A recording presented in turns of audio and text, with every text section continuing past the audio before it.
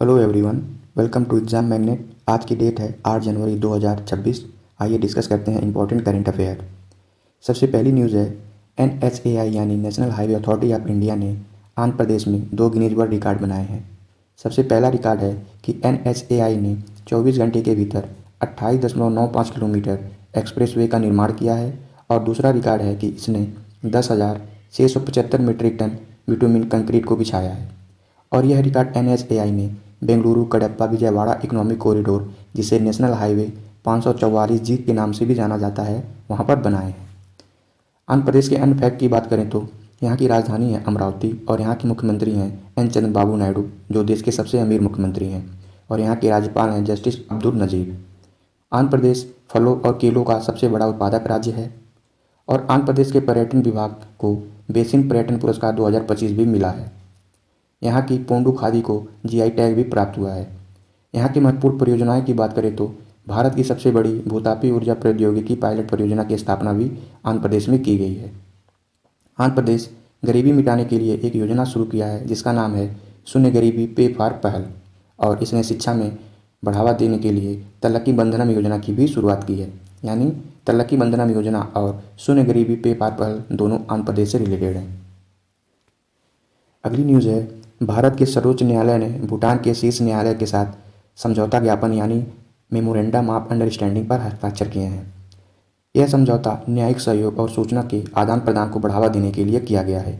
अगर आपसे पूछा जाए कि MOU और MOA में क्या अंतर है तो MOU यानी मेमोरेंडम ऑफ अंडरस्टैंडिंग का मतलब होता है कि जब किसी मुद्दे को लेकर बातचीत प्रारंभिक स्तर पर होती है, यानी बातचीत कंप्लीट नहीं हुई होती है, तो MOU साइन होता है।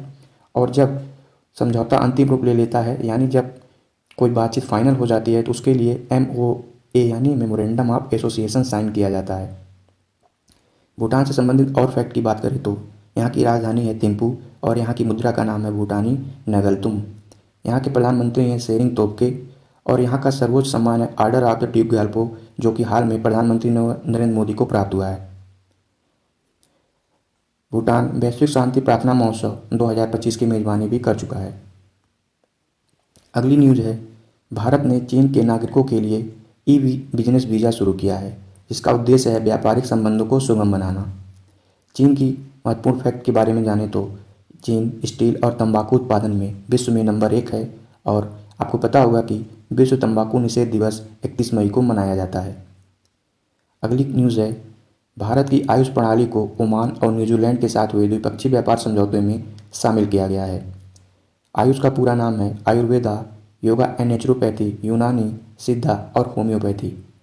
हमने कल के करंट अफेयर में डिस्कस किया था कि 6 जनवरी को सिद्धा दिवस भी मनाया जाता है और आयुष दिवस 23 सितंबर को मनाने की घोषणा अभी पिछले वर्ष ही की गई थी। अगली न्यूज़ है कि IIT मद्रास ने वैश्विक अनुसंधान फाउंडेशन का शुभारंभ किया है। अगर हम बात करें कि IIT मद्रास ने अब तक क्या क्या पहले लॉन्च किए हैं तो सबसे पहले है कि इसने एडटेक को बढ़ावा देने के लिए NCERT के साथ समझौता किया है तथा सतत ऊर्जा केंद्र की स्थापना के लिए कोल इंडिया लिमिटेड के साथ भी इसके समझौते हुए हैं। इसने कॉन्टैक्टलेस पेमेंट को बढ़ावा देने के लिए रिंग 1 पहल भी लॉन्च की है। IIT मद्रास ने अब तक की सबसे हल्की व्हील चेयर भी बनाई है जिसका नाम है VD1 तथा इसने इंडिया AI मिशन के साथ मिलकर चेन्नई में ग्लोबल AI कॉन्क्लेव का भी आयोजन किया है। अगली न्यूज़ है कि चीन ने सुपर कंडक्टिव मैग्लेव वाहन यानी चीन का सुपर कंडक्टिव मैग्लेव वाहन है, उसने मात्र 2 सेकंड में 0 से 700 किलोमीटर प्रति घंटा की गति प्राप्त करके एक विश्व रिकॉर्ड कायम कर दिया है। यानी 2 सेकंड में ही यह मैग्लेव 700 किलोमीटर की गति प्राप्त कर लेगा। अगली न्यूज़ है UAE यानी यूनाइटेड अरब अमीरात के शोधकर्ता भारत के 45वें अंटार्कटिक अभियान के तहत मैत्री अनुसंधान केंद्र में शामिल हो गए हैं।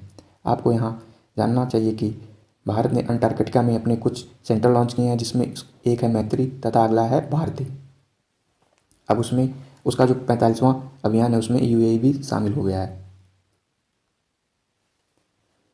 अब बात करते हैं अर्थव्यवस्था एवं बैंकिंग की, तो इसमें सबसे पहले है कि एक्सिस बैंक ने डिजिटल बैंकिंग सुरक्षा के लिए सेफ्टी सेंटर लॉन्च किया है। यानी सेफ्टी सेंटर पहल किसकी है तो यह एक्सिस बैंक ने लॉन्च किया है, जिसका उद्देश्य है ग्राहकों को ऑनलाइन धोखाधड़ी से बचाना और डिजिटल लेन देन की सुरक्षा को बढ़ावा देना।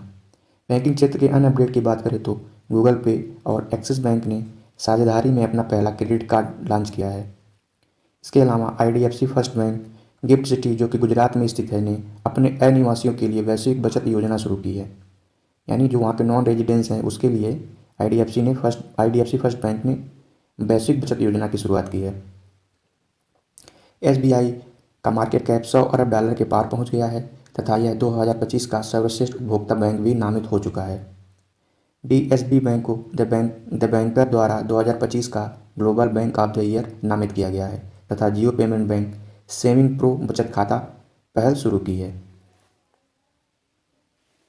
अगली न्यूज़ है, राष्ट्रीय स्कूल गेम्स का आयोजन पंजाब में किया जाएगा। पंजाब से जुड़े अन्य तथ्य की बात करें तो पंजाब को गेहूं का कटोरा कहा जाता है तथा पंजाब प्रति हेक्टेयर चावल उत्पादन में भारत में नंबर 1 स्थान है। आप यहाँ एक चीज़ ध्यान देना कि चावल उत्पादन में सबसे पहला राज्य है पश्चिम बंगाल, लेकिन प्रति हेक्टेयर चावल उत्पादन जिसे उत्पादकता कहा जाता है तो उसमें नंबर 1 है पंजाब। पंजाब का चंडीगढ़ 10 लाख से अधिक आबादी वाला पहला झुग्गी मुक्त शहर भी घोषित हो चुका है तथा साइबर जागो कार्यक्रम और स्कूल में एनर्जी ड्रिंक पर प्रतिबंध लगाने जैसी पहले किसने की है तो ये पंजाब ने की है। अगली न्यूज़ है, उत्तर प्रदेश दृष्टिबाधित लोगों के लिए पहली ब्रेल लाइब्रेरी शुरू की है। यानी दृष्टिबाधित लोगों के लिए पहली ब्रेल लाइब्रेरी की शुरुआत उत्तर प्रदेश के लखनऊ में की गई है। लखनऊ से जुड़े तथ्यों की बात करें तो लखनऊ गोमती नगर के किनारे स्थित है तथा इसे हाल ही में हैदराबाद के बाद क्रिएटिव सिटी ऑफ गैस्ट्रोनॉमी में शामिल किया गया है। यानी भारत के 2 शहर, एक हैदराबाद और दूसरा लखनऊ, यूनेस्को के क्रिएटिव सिटी ऑफ गैस्ट्रोनॉमी में शामिल हो चुके हैं जो कि पाक कला से संबंधित है। अगली न्यूज़ है, पाकिस्तान ने एक मिसाइल लॉन्च की है जिसका नाम है तैमूर क्रूज, जो इसका रेंज है 600 किलोमीटर। पाकिस्तान से संबंधित और बात करें तो हाल ही में पाकिस्तान ने अपने संविधान के में 27वां संशोधन किया है जिसके द्वारा मार्शल आसिम मुनीर यहाँ के पहले चीफ ऑफ डिफेंस फोर्सेस नियुक्त किए गए हैं। और हाल ही में माइक्रोसॉफ्ट ने पाकिस्तान में अपना कारोबार बंद करने की घोषणा की है तथा आपको पता ही होगा कि भारत और पाकिस्तान को विभाजित करने वाली रेखा का नाम है रेड क्लिफ लाइन। अगली न्यूज़ है, मधुमक्खियों को मिला कानूनी अधिकार। यानी डंक रहित मधुमक्खियों को कानूनी अधिकार देने वाला दक्षिण अमेरिका का एक देश पेरू है। पेरू में अमेजन की डंक रहित मधुमक्खियों को विश्व का पहला कानूनी अधिकार प्राप्त हुआ है। अगर पेरू की बात करें तो इसकी राजधानी है लीमा तथा यहाँ का मुद्रा का नाम है पेरुवियन सोल। आइए हम नज़र डाल लेते हैं प्रमुख नियुक्तियों पर। तो एस प्रकाश को CEO हेल्थ इंश्योरेंस इकोसिस्टम यानी जनरल इंश्योरेंस काउंसिल के तहत हेल्थ इंश्योरेंस इकोसिस्टम में CEO किसे नियुक्त किया गया है तो एस प्रकाश को। एयर मार्शल नागेश कपूर को vice chief of air staff भारतीय वायुसेना में नियुक्ति की गई है। और हाल ही में हुंडई मोटर इंडिया ने अपने MD और CEO के पद पर तरुण गर्ग को नियुक्त किया है तथा अजय सिंघल DGP हरियाणा बनाए गए हैं। और अटल स्मृति न्यास की अध्यक्षता किसे सौंपी गई है तो वो है M वेंकैया नायडू। इसके अलावा BWF एथलीट कमीशन के चेयरपर्सन PV सिंधु को नामित किया गया है। एग्जीक्यूटिव डायरेक्टर ऑफ RBI हाल ही में उषा जानकी रमन को नामित किया गया है तथा सलीम अहमद RBMI के CMD नियुक्त किए गए हैं।